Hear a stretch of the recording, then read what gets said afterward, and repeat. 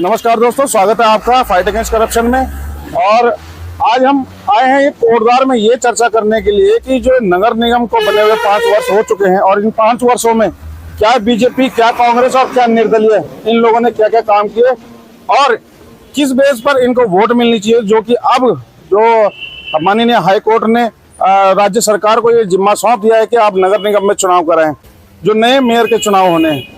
और दोस्तों, जिस प्रकार आपने देखा कि हाई कोर्ट ने आदेश दिए कि राज्य सरकार को कि अब ये चुनाव 1.5 साल जो आपने टाल दिए हैं अब आप ही इनको कराएं, तो राज्य सरकार ने सुनिश्चित किया है और आदेश जारी किया है कि दिसंबर तक ये चुनाव कंप्लीट हो जाएंगे। तो इसी सिलसिले में आज हम हमारे जो श्रमजीवी पत्रकार भाई हैं प्रवीण थापा जी, उनसे मुलाकात करने आए हैं और जानने आए हैं कि क्या मत रखते हैं ये इस विषय पर। थापा जी, सर सबसे पहले नमस्कार आपको। नमस्कार जी। आप क्या मानते हैं कि नगर निगम के जो 5 वर्ष बीते हैं इस पे इन लोगों ने क्या क्या काम किए हैं जिसके बिना पर इनको वोट मिलनी चाहिए, या फिर आप अपनी तरफ से क्या कुछ कहना चाहेंगे इस विषय पर? देखिए, नगर निगम में जो 5 साल का जो कार्यकाल हुआ, जितने भी पार्षद हैं या जो नगर निगम की मेयर है, अगर मुझसे पूछा जाए तो काम इन्होंने किसी ने भी कुछ भी नहीं किया। काम 2-4 अगर पार्षदों की बात की जाए तो कभी इक्का दुक्का वो लोग दिखाई देते थे किन्हीं मुद्दों पर। अदरवाइज जितने ये 40 पार्षद हैं, इन्होंने कुछ भी काम मुझे नहीं लगता कि इन्होंने किया है। और अगर इस बार ये दोबारा चुनाव लड़ते हैं तो इसमें से अगर 2-4 को छोड़कर मुझे लगता है कि दोबारा ये चुनाव जीत सकते हैं।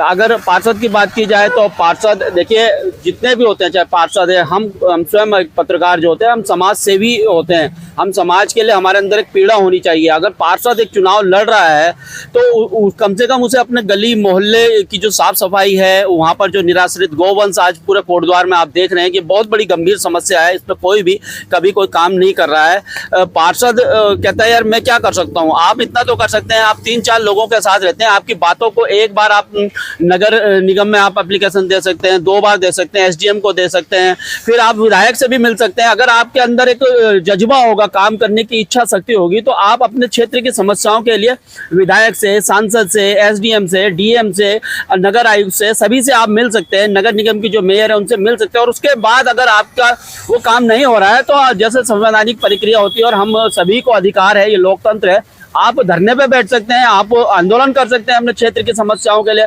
यार आप पार्षद हो, पार्षद का दायित्व तो क्या होता है, समाज से भी होता है, उस प्रकार से उसको काम करना चाहिए लोगों के लिए। लेकिन बस पार्षद, मुझे लग रहा है कि यहाँ पर सिर्फ पार्षद जितने भी हैं 2-4 को छोड़कर सभी जो है सिर्फ परसेंटेज पे उन्होंने कहा कि यार अपने गली मोहल्ले की जो सड़क बन जाएगी, 10% जो भी होगा वो हमें मिल जाएगा। 5-7 सड़कें 1 साल में बन जाएंगी, 5 साल में 10-20 सड़कें मिल जाएंगी। हमारा जो है जितने भी हमने पैसे 2-4 लाख रुपए, 5 लाख रुपए खर्च किए हैं वो आ जाएंगे। बस उनका ध्येय इतना ही है, उससे ज़्यादा वो कुछ सोचते भी नहीं है और ना वो करते हैं।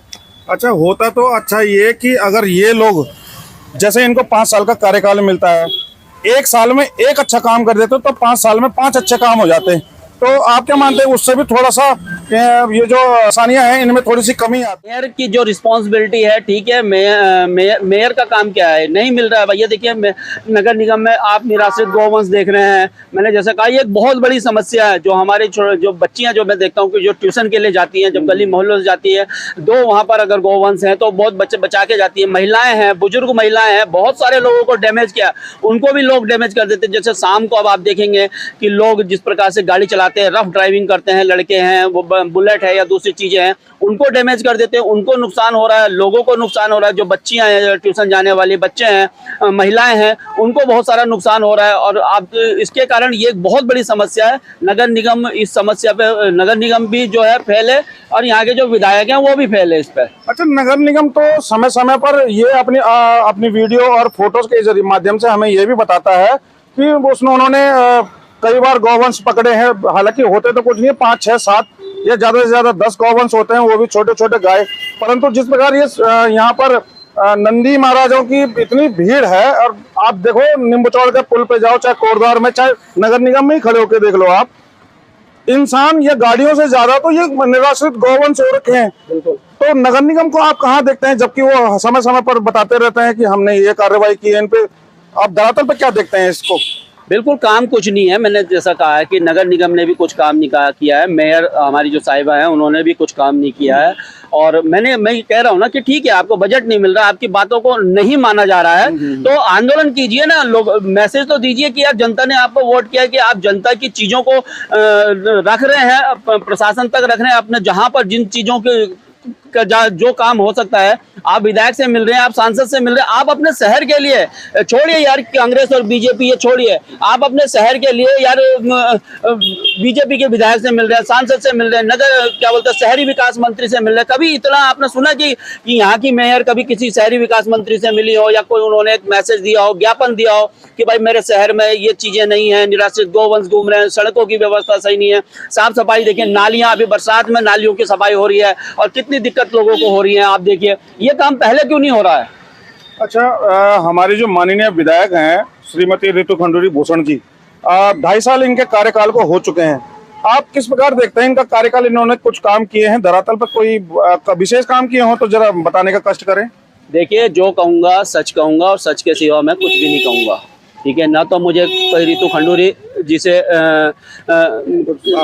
लाभ है या मुझे उनसे कोई हानि है, उन्होंने मेरा कोई पर्सनल कोई नुकसान किया ना, मुझे कांग्रेस ने। मैंने जैसा कहा कि मेयर ने भी उस प्रकार से काम नहीं किया जिस प्रकार से, ऐसे ही रितु भूषण खंडूरी जी हैं, उन्होंने भी अगर कुछ काम किया हो तो मुझे तो दिखाई नहीं दे रहा, और जनता भी जानती है कि कुछ काम। अरे सबसे पहले यार आप बड़े बड़े काम है, देखिए 41 जो उनके जो बिंदु थे कि इस पे वो चुनाव लड़ी थी, 41 में से एक भी बिंदु, और बड़ी मुश्किल से 2.5 साल में तो अभी वो सिर्फ जो आपदा आई थी पिछले साल, उसके जो क्या बोलते हैं बाउंड्री वाल, जो सुरक्षा दीवार, वो बनवाने में लगी हुई है।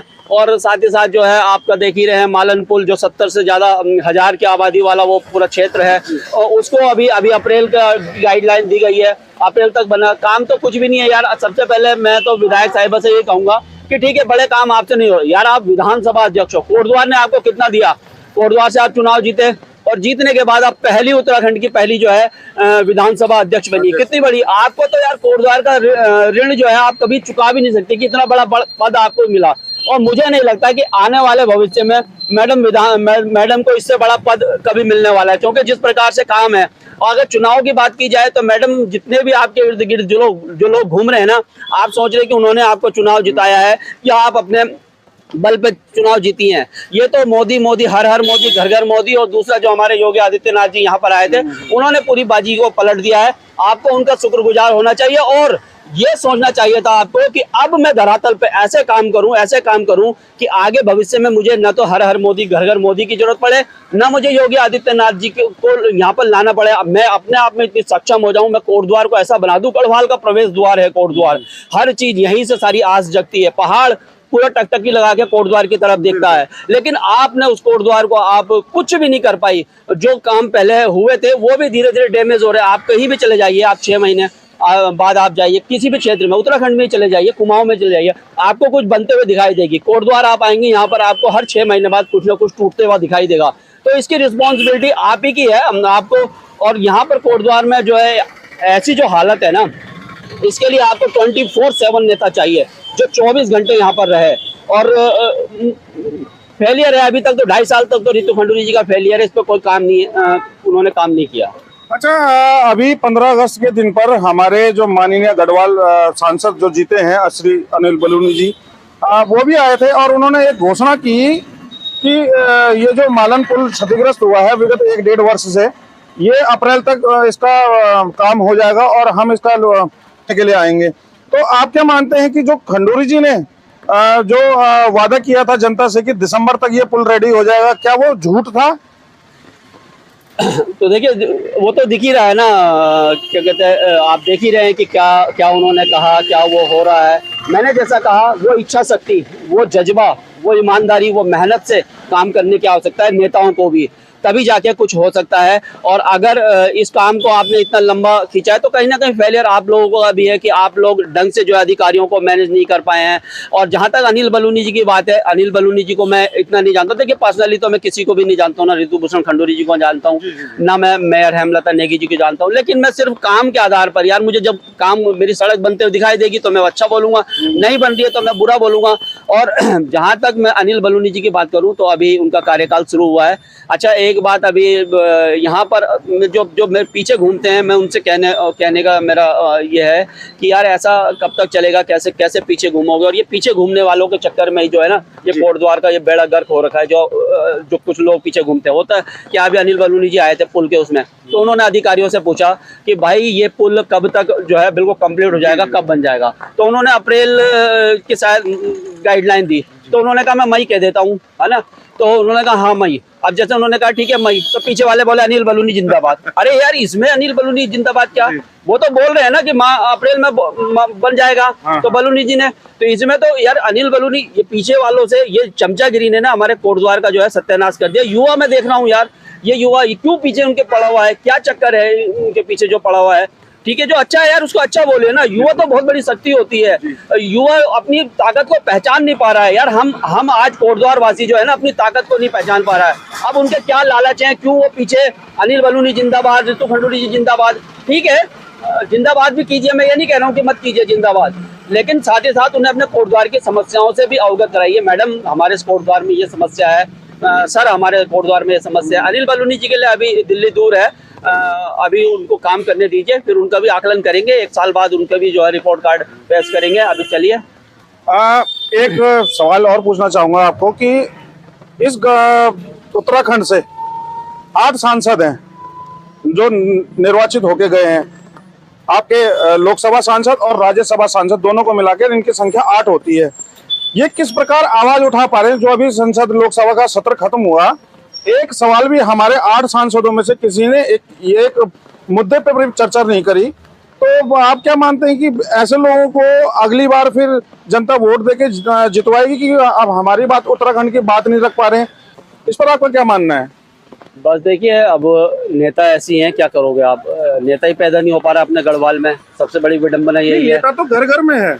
नहीं, वो नेता नहीं है। नेता की परिभाषा वो नहीं है। नेता यार पहले हुआ करते थे, वो एक बार जब चलते थे तो लोग ये नहीं पूछते थे कि कहाँ जा रहे, भीड़ उनके साथ हो जाती है। आज तो आप देख ही रहे हैं कि बड़े से बड़ा सांसद भी आता है ना, तो 40, अब जैसे बीजेपी तो बहुत बड़ी पार्टी है और अभी तो इन्होंने घर घर बीजेपी, तो ठीक है 50-100 लोग तो इनके पास अपने हैं, उसके बाद भी इन्हें जो है किराए के जो है भीड़ लेकर आनी पड़ेगी। तो यार उनको कैसे आप नेता कहोगे? नेता कहोगे इस समय अगर आप बात करें योगी आदित्यनाथ को आप नेता कहोगे? जब यहाँ पर आए थे मालवीय उद्यान में 9:30 बजे से हम भी वहाँ पर थे रिपोर्टिंग करने। यार मैं भी सोच रहा था यार योगी आदित्यनाथ जी को सुनूंगा, वो क्या बोलते हैं, उनका क्या विजन है, उसको सुनने के लिए मैं भी 9:30 बजे से 3:30 बजे हुआ है, तो मुझे वो बिल्कुल भी नहीं लगा कि यार 3:30 बजे हुआ है। मैंने कहा यार मैंने योगी जी को सुना और मुझे लगा कि हाँ यार ये जो बंदा है, तो नेता वो ये होते हैं। ये इनको नेता कहाँ कह रहे हो यार आप? ये नेता है जिनको कि अपने टिकट के लिए मारा फिरना पड़ रहा है, पार्षद के चुनाव के लिए कोई किसी की